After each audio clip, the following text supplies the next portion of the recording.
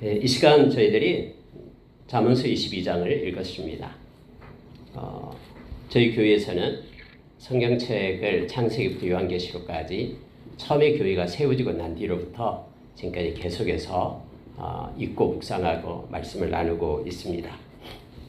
솔라 스크립투라, 토타 스크립투라, 오직 말씀으로, 전체 말씀으로 이란 모토로 말씀을 보고 있고요. 11년째 말씀을 지금까지 해오고 있습니다. 그래서 5차 지금 잠언 22장을 나가고 있습니다. 자, 22장이 오늘 읽은 말씀을 보면은 여러 가지 삶의 지혜 가운데 우리가 하나님의 백성으로서 어떻게 살 것인가를 구체적으로 가르쳐 주고 있죠. 몇 가지를 우리가 묵상하고 또 우리의 마음 가운데 하나님의 말씀이 새겨져서 또 그 말씀이 살아있어서 우리의 삶을 이끌고 또 말씀이 있음으로 인하여 하나님의 경외함이 더해서 하나님께 영광 돌리는 우리의 삶이 있기를 소망합니다. 여러분 1절에 보니까 많은 재물보다 명예를 택할 것이요 은이나 금보다 은총을 더욱 택할 것이니라 라고 시작을 합니다. 세상의 중심은 언제나 재물이 되죠. 그래서 디모데후서 3장 1절부터 5절에 보면은 먼저 자기를 사랑하고 다음에 돈을 사랑하고 그리고 쾌락을 사랑하고 이 세 가지가 앞으로 세상에 말세에 고통이 있다가 이를 때 나타나는 현상이다라고 말하죠. 하나님 사랑하기보다도 자기를 사랑하고 하나님 사랑보다도 물질을 사랑하고 하나님 사랑하기보다도 쾌락을 사랑해서 쫓아간다라고 말하고 있습니다. 그래서 모든 중심이 바로 이 물질이 되죠. 그러다 보니까 마태복음 6장 24절에서는 두 주인 섬기지 마라. 하나는 하나님, 하나는 물질. 그래서 왜냐하면 하나를 더 중히 여기면 하나를 경히 여기기 때문에 두 주인을 섬길 수 없다라고 우리에게 말합니다. 당연히 저와 여러분은 디모데전서 6장 17절 이하에서 물질에 소망을 두지 말고 물질을 공급하시는 하나님께 소망을 둬라라고 말하고 있죠. 자, 여러분, 그러한 전제하에 이 1절에 보면요, 세상에 많은 사람들은 많은 물질, 재물을 원하고요, 은이나 금을 원합니다. 그것 때문에 살인도 하기도 하고, 그것 때문에 불법을 저지르고, 이런 자기의 권력을 행사해 가지고 자기의 이익을 얻기 위하여 많은 땅을 얻고 하기 위하여 그렇게 거짓을 속임을 행하는 그런 세상의 모습들을 우리가 많이 봅니다. 그런데 하나님의 백성은 명예를 택할 것이요 은총을 더욱 택할 것이니라 라고 말하고 있죠. 여기서 명예를 택하고 은총을 택하라 라는 의미는 뭐냐면요, 비록 우리가 정직하게 살아가지고 가난하게 살더라도, 정직해서 손해를 보더라도 공의로운 하나님 앞에 있는 하나님의 백성들은 그 정직을 택해서 살아라라는 거예요. 거룩한 하나님의 자녀라는 이름을 저버리지 말고 불의와 타협하지 말고 살 것을 말해주고 있는 것입니다. 명예냐 부자냐 물질이냐 둘 중에 하나를 택해서 행하라 이런 뜻이 아니고요. 우리의 이름 그리스도인이라는 크리스천이라는 하나님의 자녀라는 이름을 가지고 그것을 가지고 이 명예로운 거룩한 하나님의 백성의 이름을 가지고 이 땅에서 살 것을 절대로 불의와 타협하지 않고 불의와 타협해서 많은 그런 부를 누리는 것보다도 올곧고 정직하게 하나님 앞에 서는 것이 훨씬 낫다라는 거예요. 왜요? 하나님 앞에 서니까요. 세상의 모든 것들은 이 세상으로 끝나지만은 하나님의 뜻을 행하는 것, 하나님과 함께하는 것은 영원한 것이다라고 우리가 요한일서 2장 15절 17절 말씀해주고 있잖아요. 그래서 여러분 여기서 명예를 택한다라는 것은 하나님의 자녀로서의 명예, 그 이름을 우리가 간직하기를 원하고요. 은총을 더욱 택한다라는 것은 이것은 평가를 얘기합니다. 하나님으로부터 받은 평가, 하나님이 인정하는 사람이 될 것을 요청합니다. 여러분 3절에 가면은 슬기로운 자는 재앙을 보면 숨어 피하여도 어리석은 자는 나가다가 해를 받느니라 라고 말합니다. 여러분 여기서 보면은요, 슬기로운 자와 어리석은 자가 있어요. 슬기로운 자는 이제 지혜로운 자다라는 것이죠. 지혜로운 자는 하나님의 말씀을 붙잡은 자가 지혜로운 자임을 우리는 잘 알죠. 하나님의 말씀이 있을 때 하나님을 경외하게 되고요. 하나님의 경외함이 지혜와 지식의 근본이다라고 잠언서는 우리에게 가르쳐주고 있죠. 근데 중요한 게 하나가 있습니다. 슬기로운 자는 무슨 얘기냐면요, 숨어 피하는 그런 삶이 있습니다. 다시 말하면은 여기에 재앙을 보면에서 재앙은 그냥 NIV에서는 danger로 표현하기 때문에 danger, 위험. 삶에 있어서 여러 가지 위험이 있고 예를 들어서 신앙에 어떤 훼손이 온다거나 우리가 지켜온 참된 가치가 이렇게 위험을 받게 된다거나 할 때는 슬기로운 자는 지혜로운 자는요 숨어 피한다라고 얘기합니다. 왜냐하면 그 얘기는 피난처가 있거든요. 삶의 굴곡진 삶이 올 때 어려움이 올 때 피난처 되신 우리 주님께 피하는 자가 지혜로운 자예요.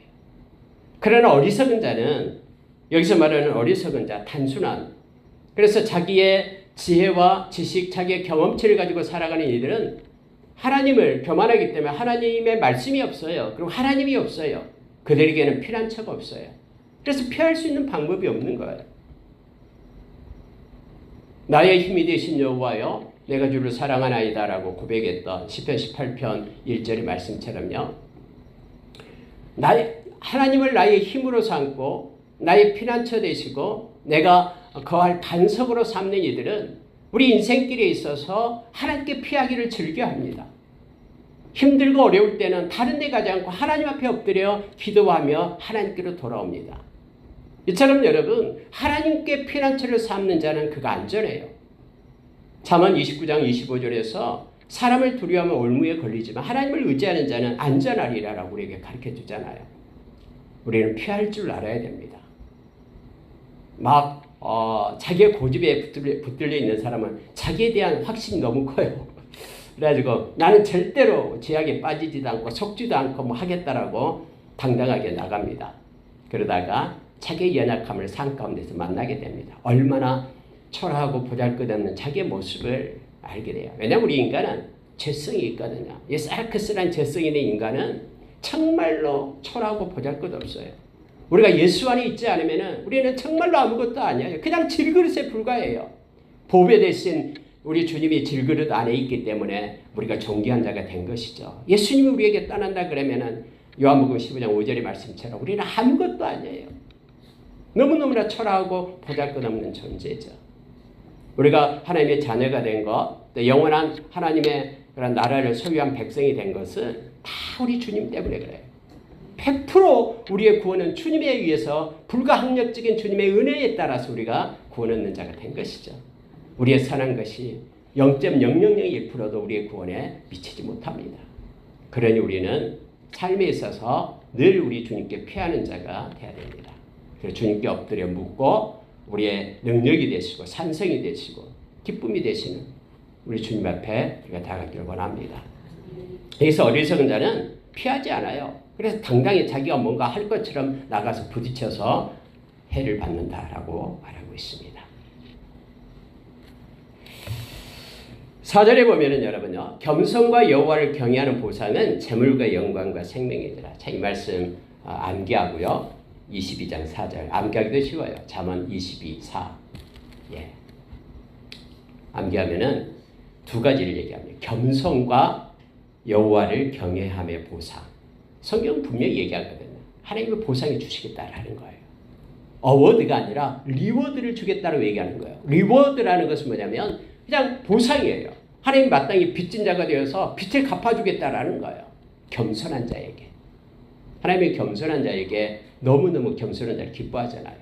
겸손한 자에게 은혜를 베풀겠다라고 야고보서 5장에서 우리에게 가르쳐 주잖아요. 하나님의 약속이에요. 우리가 히브리서 6장에 보면은 하나님께서 거짓말할 수 없는 두 가지 사실이 있다고 얘기합니다. 말씀으로 약속하신 것은 하나님이 지키셔야 되잖아요.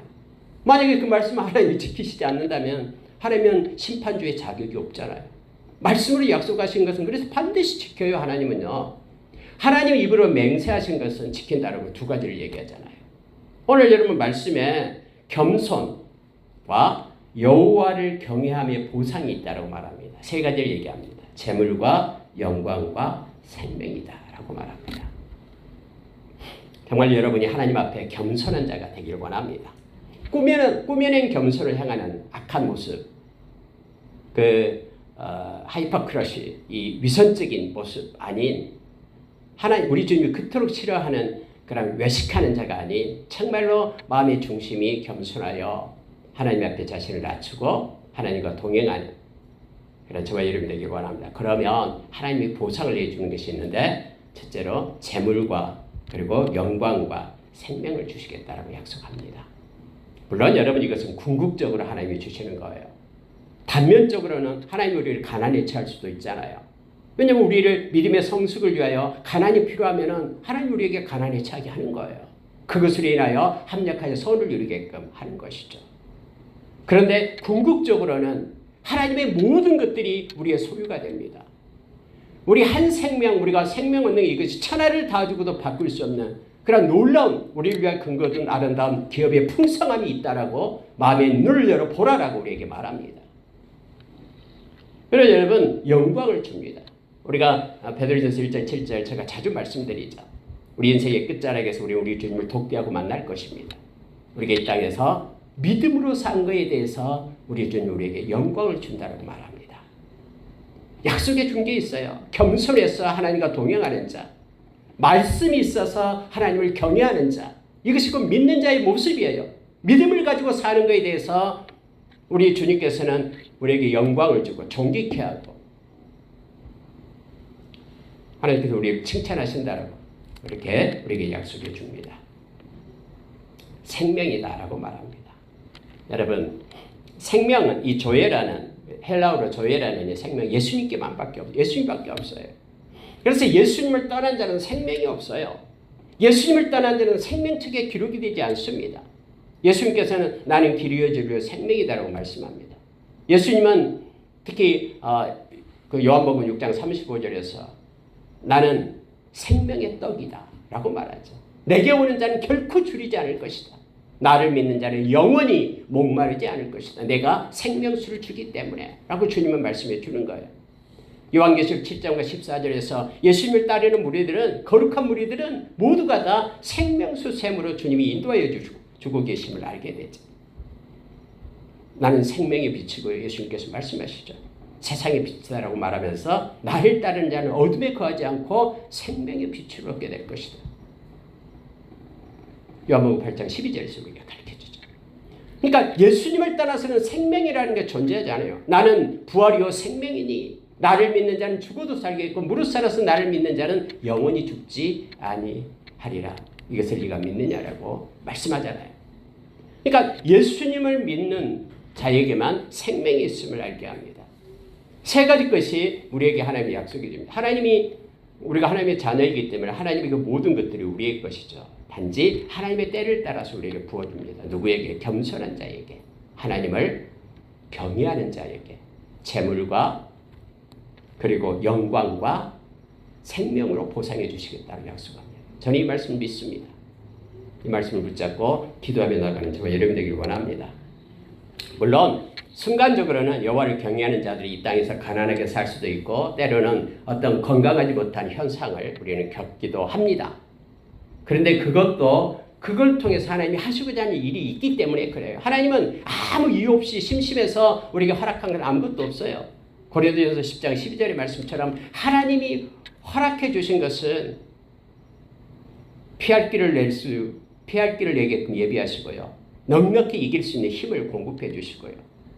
우리가 베드로전서 5장 10절에서도 우리의 그 짧은 그런 잠깐의 고난이 그걸 통해서 하나님께서 우리를 강하게 하시고 우리를 온전하게 하시고 우리의 터를 갖다 견고하게 하시고 흔들리지 않게끔 그래서 영원한 하나님의 나라, 은혜의 나라로 우리를 이끄신다라고 베드로가 우리에게 가르쳐주죠. 그래서 여러분 때로는 우리의 신앙을 하나님께서 시험하기 위하여 또 그런 상황 가운데 두기도 하고요. 또 하나님의 은혜와 도우심을 우리에게 주어서 더욱 하나님께 가까이 나가서 의지하게끔. 그렇지 않으면 떠나가니까 이런 상황 만들어주지 않으면 하나님한테 돌아오지 않으니까. 그래서 하나님이 그런 상황과 환경을 통해서 하나님께서 하나님을 의지하게끔 돌아오게끔.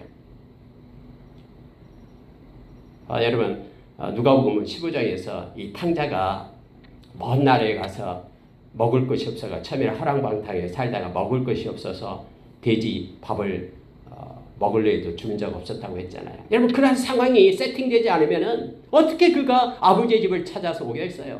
막 화랑막 때 쓰면 쓸수록 친구들이 막 도와주고 더 승승장구한다 그러면 그가 아버지께로 돌아왔겠습니까? 그런 어려운 환경이 있었기 때문에 아버지께로 돌아와가지고 아버지 아들이 신부를 다시 왔잖아요. 그 환경이, 그러한 상황이 오히려 복이 되어서 하나님께로 이끄는 그러한 통로가 되었잖아요. 그래서 여러분, 하나님은 그냥 이유 없이 한 것이 없어요. 그래서 어떤 상황이 있더라도 우리가 인지하지 못하더라도, 이해가 되지 않을더라도 하나님을 신뢰하면서, 좋으신 하나님 의지하면서 우리가 감사를 받고 나가기를 원합니다. 겸손함과 여호와 경외함의 보상, 이것을 우리가 이 땅에서도 하나님 나라에서도 다 받아 누리는 저와 여러분 되기를 원합니다. 그래서 여러분 6절로 내려가면요, 마땅히 행할 길을 아이에게 가르치라. 그리하면 늙어도 그것을 떠나지 아니하리라. 여러분, 마땅히 행할 길이 뭐예요? 우리 인간이 마땅히 행할 길이 뭡니까? 여호와 경외하기예요. 전도서가 12장 있잖아요. 헛되고 헛됨이 헛되고 헛됨이 모든 것이 헛되도 해 아래서의 삶이 헛되다라고 말하지만 12장 마지막에서 이 모든 것을 다 우리가 살펴봤다. 그러니 여호와를 경외하라 라고 말합니다. 이 세상에서 마땅히 행할 길은 여호와 경외하는 것밖에 없어요. 그분이 우리 인생의 길이를 정하시고 우리 인생에 크고자 하는 일을 놓으시고 우리 인생을 끌고 가시는 분이 그분이기 때문에 그렇죠. 그래서 우리가 여호와 경외하기를 배우고 가르치라라고 말합니다. 그러면 평생 여호와를 경외하며 주님과 동행하는 삶, 겸손한 삶을 살아서 그에게 재물과 그리고 영광과 생명이 그에게 풍성할 것이다라고 이렇게 성경은 약속해주고 있습니다. 여러분 9절로 내려갑니다. 선한 눈을 가진 자는 복을 받으리니 이는 양식을 가난한 자에게 주민이라. 선한 눈을 가진 자 이렇게 표현하고 있습니다. 우리가 여러분 전번에 그 잠언서 6장에서 하나님이 미워하는 거 7가지를 얘기할 때 첫째가 교만한 눈을 가진 자를 미워한다고 그랬죠. 선한 눈을 가진 자는 하나님의 눈을 얘기합니다. 하나님의 마음을 가지고 그 눈을 가지고 바라보는 자를 얘기합니다. 그는 긍휼의 눈을 가진 자가 됩니다. 그래서 선한 눈을 가진 자, 그는 특징이 뭐냐면요, 여기서 나와 있는 긍휼의 마음을 가지고 행하는 자가 됨을 알게 합니다. 복을 받는다. 왜냐하면 이는 양식을 가난한 자에게 주민이라고 말합니다. 그래서 우리가 야고보서 1장 27절 말씀 자주 말하죠. 여러분 잠언은요 야고보서하고 너무나 밀접하게 관계가 있어요. 삶의 지혜를 담아놨기 때문에 그러죠. 하나님 아버지 앞에서 더러움이 없는 경건은 환난 중에 과와 과부를 돌보는 것. 그러니까 하나님의 마음을 가지고 이 경건이라는 게 하나님과 동행함을 얘기하잖아요. 가들리니스. 하나님과 함께함이 경건이냐, 유세베이야 헬라어예요. 그러니까 하나님의 마음을 품고 가는 거예요. 동행하니까 하나님의 마음이 있는 거예요. 이게 경건한 자의 모습이죠. 그래서 통로가 되어서 하나님의 긍휼을 베푸는 자 뿐만 아니라 자기를 지켜서 세속에 물들지 않게끔 거룩을 가지고 살아가는 자. 어떠한 물질적인 유혹에도 그것보다도 더 하나님의 이름을 가지고 하나님의 자녀라는 그런 이름을 가지고 거룩한 자의 모습으로 사는 것이 가장 최고의 가치를 여기면서 살아가는 자. 그 1절에서 나온 것처럼 그가 경건한 자임을 알고 성경에서는 선한 윤을 가진 자는 하나님이 복을 준다. 하나님이 공급해 주는 거예요. 단지 통로만 되는 거예요. 이게 우리 걸 주는 게 아니거든요. 하나님은 우리에게 맡기고 그걸 어떻게 사용하나 보시죠. 그리고 그걸 하나님의 뜻에 아름답게 사용하면 내가 더 많은 것을 맡겨야 되겠다라고. 왜냐하면 그래도 하나님의 것을 하나님의 뜻대로 사용하게 되니까 더 많은 것들을 맡겨서 그래서 복을 받는다라는 표현이 바로 그거예요. 더 많은 통로가 되어서 하나님의 명령에서 공급하게끔 하심을 우리가 기억하길 원합니다. 여러분 11절 보십시오. 마음의 정결을 사모하는 자의 입술에는 덕이 있으므로 임금이 그의 친구가 되느니라. 이 말씀 볼 때 묵상할 때 아까 우리가 찬양을 이 말씀에 따라서 예수님이 우리의 친구. 이 세상에서 참 친구는 예수님밖에 없거든요. 요한복음 15장 15절에서 예수님이 우리의 친구가 되신다고 말합니다. 그 친구의 특징은 뭐냐면 마음을 서로 나누는 게 친구죠. 친밀함이 있다라는 거예요. 여호와를 경외하는 자에게도 친밀함이 있다라고 말하죠. 우리가 시편 25편 12절에서 14절에 가르쳐 줍니다. 그러니까 여러분, 왕의 친구, 만왕의 왕, 우리 주님 우리 왕이잖아요. 왕 대신 우리 주님의 친구가 된다고 말합니다. 주님 우리의 친구예요. 주님이 우리에게 마음을 부어주시고 우리의 마음을 주님이 받으시고, 누구에게요? 마음의 정결을 사모하는 자의 입술에는 덕이 있으므로 임금이 그의 친구가 되느니라라고 말합니다. 이 마음과 입술을 가지고 성경에는 자주 써요. 내면적인 걸 나타낼 때는 이 마음을 얘기합니다. 그리고 외모를 바깥을, 외적인 것을 나타낼 때는 입술을 가지고 나타내죠. 그래서 여러분, 우리가 로마서 10장 10절에서 마음으로 믿어 의에 이르고 입으로 시인하여 구원에 이른다 라고 구원받는 자의 모습, 하나님의 백성의 모습을 그렇게 나타내고 있잖아요. 마음은 정결함이 있고 또 입술에는 덕, 다시 말하면 입술에는 하나님을 향한 사랑, 하나님의 그 모습, 하나님의 성품이 나타나는 그에게는 임금의 친구가 된다라는 표현을 써서 나타냅니다. 저와 여러분이 마음으로 믿고 입으로 시인하는, 그래서 삶 속에서 하나님께 예배자가 되므로 우리 주님 우리의 친구가 되어서 동행하는, 우리를 떠나지 않고 세상 끝날까지 함께 하시겠다 약속하신 주님과 동행하는 자가 되기를 원합니다. 히브리서 13장 5절에서 우리 주님께서 우리를 버리거나 떠나지 않는답니다. 끝날까지 친구가 되어 함께 하십니다. 좋으신 친구를 우리의 마음을 쏟고 마음을 우리 주님께 드리고 또 주님의 마음과 뜻을 우리가 받기를 원합니다. 주님의 마음과 뜻은 성령님께서 우리에게 가르쳐준다라고 고린도전서 2장 8절 이하에서 가르쳐주죠. 그래서 늘 성령님을 의지하고 우리 마음 가운데 주님의 마음 가지고 살아가는 우리가 되길 원합니다. 여러분 12절 보십시오. 여호와의 눈은 지식 있는 사람을 지키시나 사악한 사람의 말은 패하게 하시느니라. 하나님의 눈이 있다고 말합니다. 우리의 눈을 지으신 하나님께서는 지금도 우리를 보고 계시죠. 다 알고 계십니다. 우리 내면에까지, 동기까지, 의도까지. 요한계시록에 보면은 7개의 눈을 가진 성령을 나타내고 그렇게 말하고 있죠. 하나님의 보좌에서요. 다 보신다라는 걸 말합니다. 하나님의 눈은 다 보고 계셔요. 특히 하나님의 백성에게 시선을 고정시킵니다. 저와 여러분에게. 손바닥에 새기고 눈동자처럼 지키시고 보고 계시죠. 우리를 감시하는 것이 아니라 우리를 보호하시고 사랑하시는 것이죠.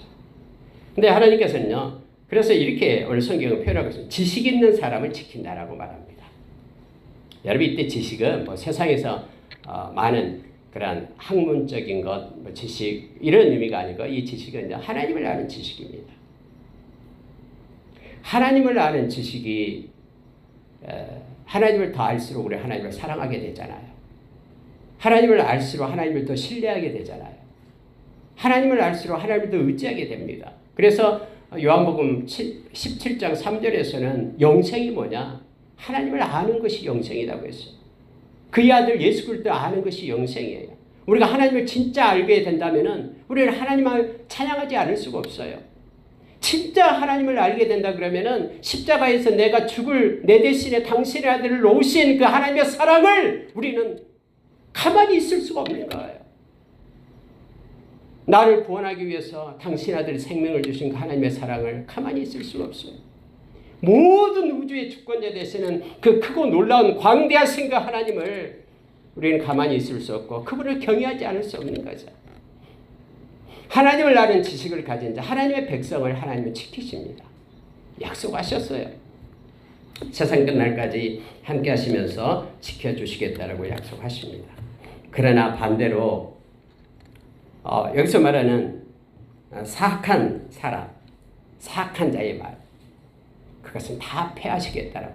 이 지킨다의 반대어가 이 패한다라는 거예요. 패한다. 깨트리겠다라고. 원어를 보면 깨트리겠다라고 표현하고 있으면 다 박살내겠다라고 말하는 거예요. 우리 하나님은 심판하시는 하나님이시고요. 하나님의 뜻을 끝까지 하나님이 지키시고 또 하나님은 반드시 심판하시는 하나님 되십니다. 그래서 저와 여러분이 늘 말한 것처럼 악인의 형통함을 부러워하지 말 것을 성경은 요청합니다.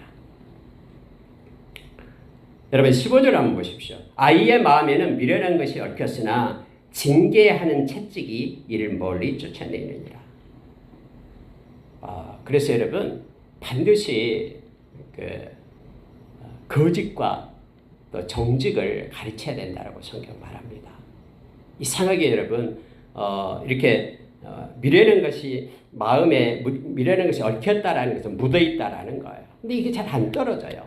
마치 인격 체인양 딱 붙어가지고 이 거짓이 우리의 마음에서 잘 안 벗겨져요. 그런데 우리는 징계를 받아야지만이 이것을 갖다 버리게 됩니다. 그렇지 않으면 같이 그냥 가는 거예요. 근데 이 징계를 하나님의 백성에게는 누가 하냐? 그러면 성령님이 하셔요. 성령님께서 우리가 요한복음 16장 8절 이하에 보면은 성령님께서 오셔가지고 세상을 향하여 징계를 하시는데 책망을 하시는데 죄에 대해서 의에 대해서 심판에 대해서 책망하신다라고 쭉 나오잖아요. 여러분 성령님이 아니고서는요 우리가 죄를 죄답게 여기지 못해요. 죄를 깨달을 수가 없어요. 죄를 깨닫지 못하는데 우리가 어떻게 회개할 수가 있겠습니까? 성령님이 우리 마음 가운데 징계를 해야지만이 우리가 죄인 것을 인식하고 예수의 보혈을 힘입고 우리가 하나님 앞에 회개하는 거예요. 믿지 않는 것이 죄라는 것을 성령님이 아니고서는 가르쳐 주는 데가 없어요. 그래서 여러분 예수 믿지 않는 사람들이요 자기가 예수 믿지 않는 것이 죄라는 것을 몰라요. 근데 성경은 분명히 우리에게 말해주잖아요. 요한계시록 21장 8절에서 믿지 않는 것이 죄임을 우리에게 가르쳐주죠. 하나님이 이렇게 정하셨기 때문에 그래요. 그리고 여러분 의에 대해서 성령이 가르쳐줘요. 만약에 성령이 가르쳐주지 않는다 그러면은 자기의 선한 행위가 의인 줄 알아요. 내가 무슨 누구를 도와주고 착한 일을 하는 것이 그래서 자기 이 의를 가지고 내가 선한 일을 했다. 내 의가 있다고 말해요. 그러나 성령께서 오셔서 그 말씀대로 예수님께서 이제 내가 이것을 떠난다라고 십자가에서 못 박혀 죽으신다라고 말합니다. 십자가의 그 은혜가 아니고서는 하나님의 의가 우리에게 입혀지지 않아요. 그래서 성령님이 아니고서는 십자가의 사랑에 대해서 우리가 깨달을 수가 없어요. 고린도서 5장 21절에서 예수님 우리의 죄가 돼서 십자가에서 심판받고 예수님이 그 의가 우리에게 입혀져서 우리가 하나님의 의가 되었다고 말하는데 이 모든 것들을 성령님이 아니고서는 우리가 깨달을 수 없어요. 성령님의 책망이 아니고서는요. 성령님께서는 심판에 대해서 책망하는데 이미 이 세상 임금이 심판을 받았다라고 말하고 있죠. 이 세상 임금이 누구예요? 악한 사탄을 얘기합니다.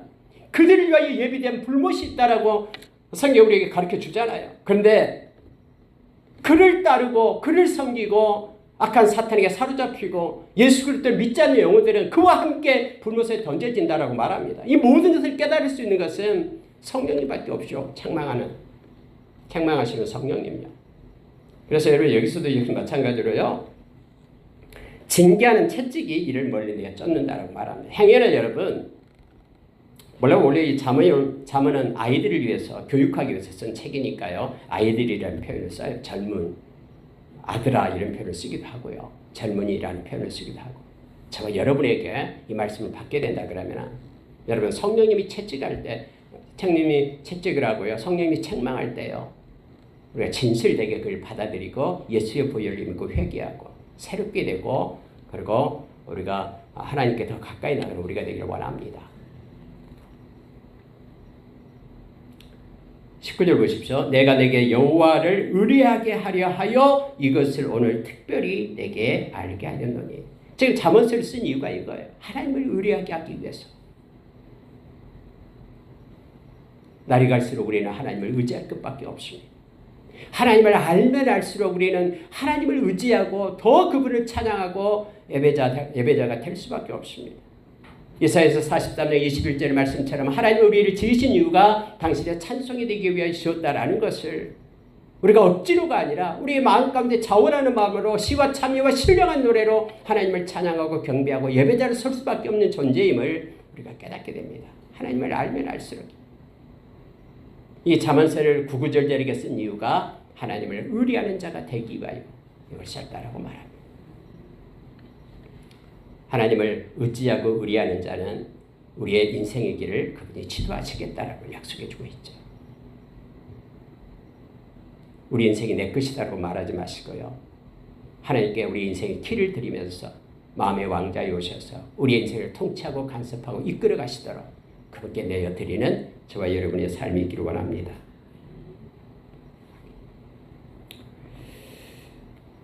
자, 24절을 보시기 바랍니다.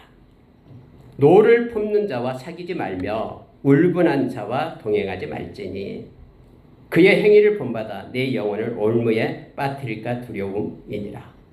여러분 오늘 성경에 보니까 노를 품는 자와 울분한 자와 사귀지 말고 동행하지 말라. 그렇게 되면 그의 행위를 너도 본받게 될 것이다. 그래서 너도 올무에 빠지게 될 것이다 라고 말하는 거예요. 바꿔 얘기할게요. 여러분 먼저 우리 자신이 노를 품어서는 안 된다라는 것이죠. 아니 내가 노를 품으면서 노를 품는 자와 함께하지 말자라고 한다는 게 말이 됩니까?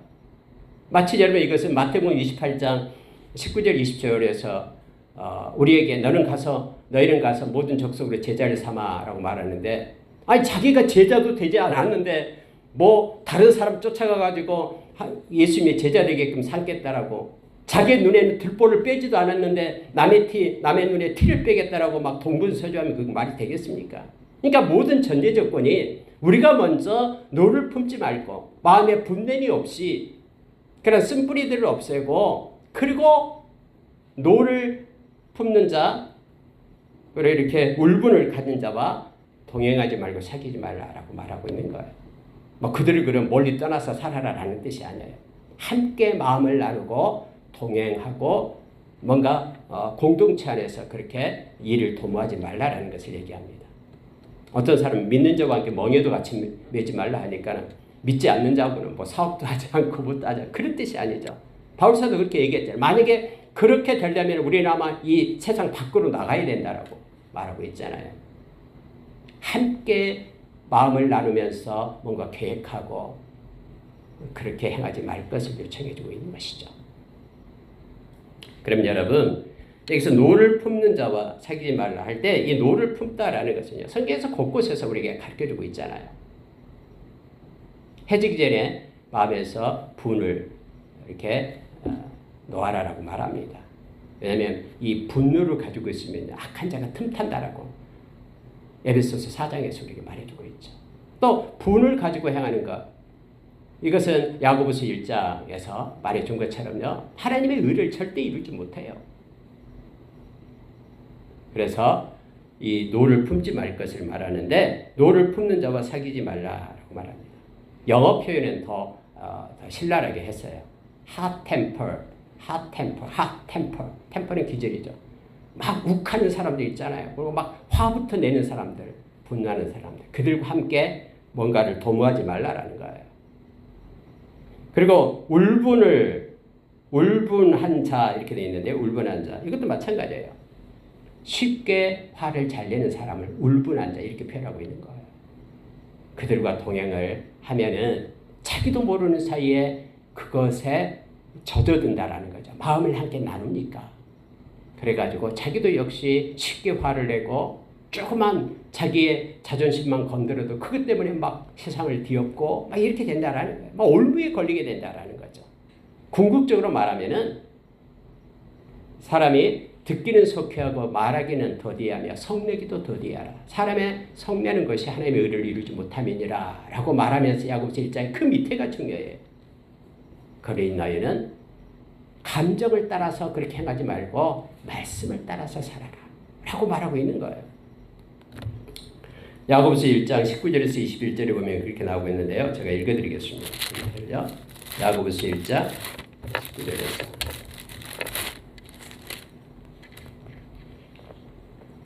내 사랑하는 형제들아 너희가 알지니 사람마다 듣기는 속히하고 말하기는 더디하며 성내기도 더디하라. 사람의 성내는 것이 하나님의 의를 이루지 못함이라. 그러므로 결론이죠.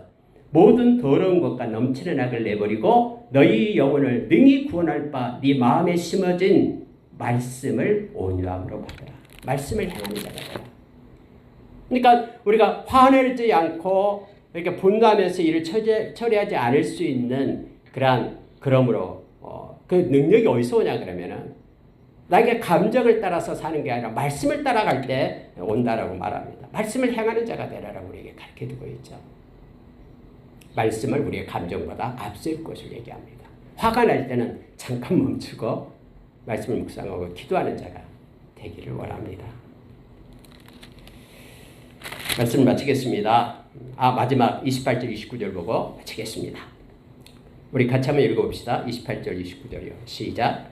내 선조가 세운 옛 기계석을 옮기지 말지니라. 네가 자기의 일에 능숙한 사람을 구하느냐? 이러한 사람은 왕 앞에 설 것이요 선한 자 앞에 서지 아니하리라. 여러분, 선조가 세운 옛 지게석을